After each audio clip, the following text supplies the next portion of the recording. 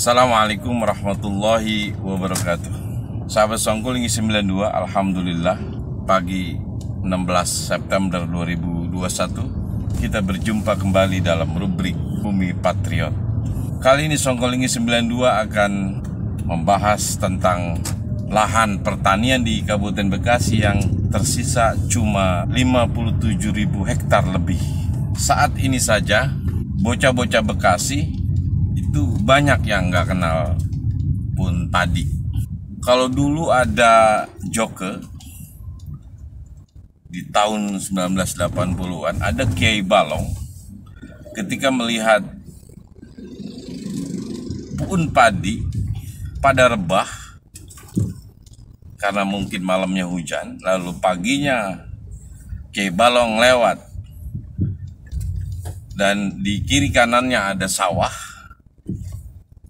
Padi-padi yang rebah itu menguning karena sudah mau panen, dan dia bertanya kepada orang yang boncengin motor, dan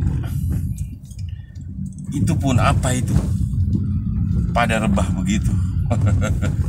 Itu Joke, cerita yang melegenda di Jumalang. Dan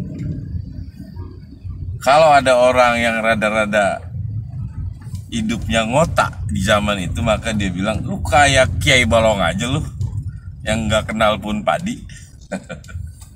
Nah, pada saat ini atau 10 tahun ke belakang, bocah-bocah memang sudah nggak kenal pun padi, karena memang sudah jarang, sudah langka pohon yang menghasilkan makanan pokok berupa beras tersebut.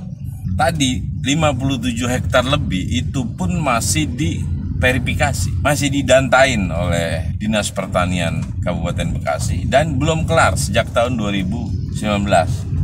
Itu program dari Kementerian Agraria dan Tata Ruang (ATR) garis miring Badan Pertanahan Nasional atau BPN.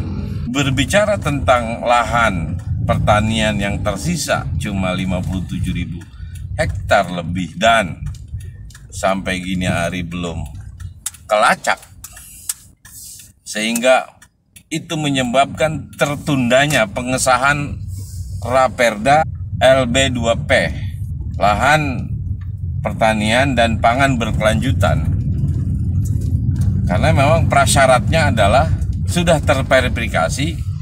Kalau memang sudah memenuhi syarat, luas lahan tersebut sudah ada, dan menurut undang-undang juga wajib di sebuah wilayah memiliki lahan abadi pertanian sebanyak 35.000 sampai 38.000 hektar.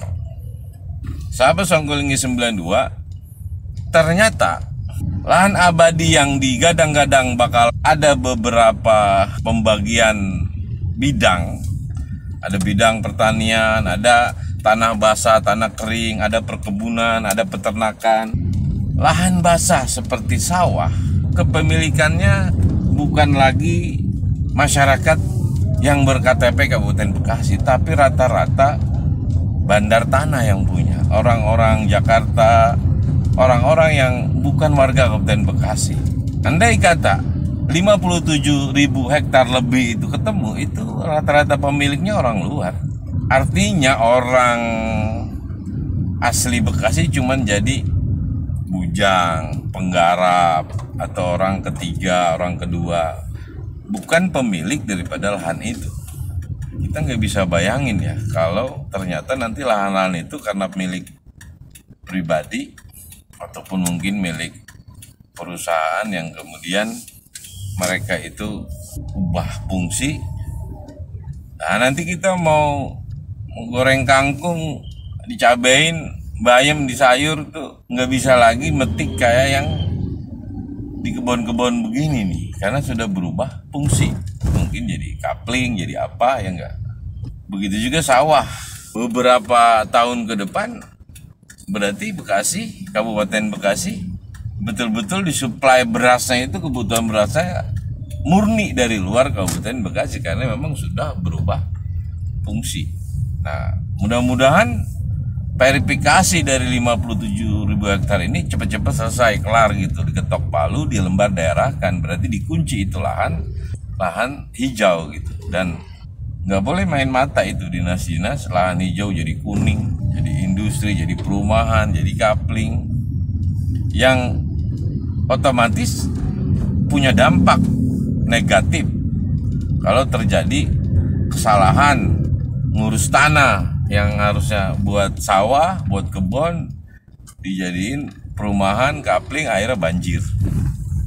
Padahal jika problem banjir datang aja dibilang ini musibah alam, adalah ketentuan alam, musibah yang memang terjadi di luar kemampuan manusia. Tetapi sebetulnya juga ada faktor kesengajaan manusia dulu-dulunya gitu, sebelumnya. Ya karena mungkin yang tadinya hutan, yang tadinya apa, dijadiin villa, ya kan, pengembang. Karena ya memang ya pengembang itu kan banyak duitnya, dia mau lagu kayak apa juga dia bisa. Ya Anda juga tentu tahu lah, Meikarta kan, ya ada itulah, main mata lah gitu. Itu sangat kita sayangkan gitu. Jadi bersiap-siaplah anak Anda, nggak kenal pun padi, nggak kenal pun kangkung, nggak kenal pun kemangi, nggak kenal pun bayem, nggak pernah tahu lagi apa itu gogolio, gaok, telur bebek di galengan, pintu air, glodogan, gili-gili, sudah tidak kenal lagi. Karena memang kali-kali sekarang orang bunting pun bisa nyebrang, bisa lompat, karena memang kali semakin mengecil, bahkan banyak yang disalahgunakan. Salam Bekasi, salam peradaban. Wassalamualaikum warahmatullahi wabarakatuh.